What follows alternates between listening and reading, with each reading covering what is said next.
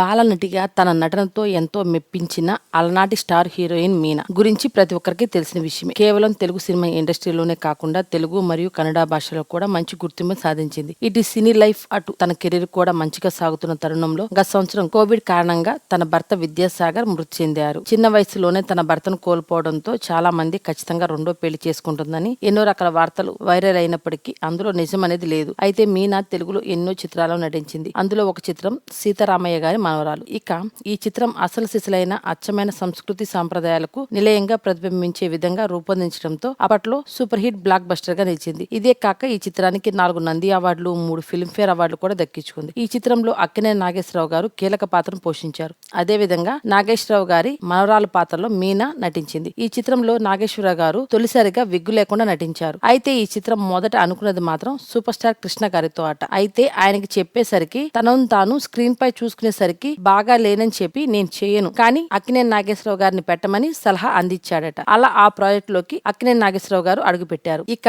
ఈ చిత్ర నిర్మాత దొరస్వామి కాగా డైరెక్టర్ క్రాంతి కుమార్. అయితే మొదట ఈ చిత్రంలో నాగేశ్వరరావు మనవరాలుగా శ్రీదేవిని అనుకున్నారట. కానీ ఈమె ఈ పాత్ర నేను చేయనని నో చెప్పేసిందట. అలా ఆ తర్వాత ఆ అవకాశం నటి మీనాకు దక్కింది. అయితే ఈ చిత్రంలో నటిస్తున్న సమయానికి అసలు మీనాకు పెద్దవారితో ఎలా ప్రవర్తించాలి అని తెలియదట.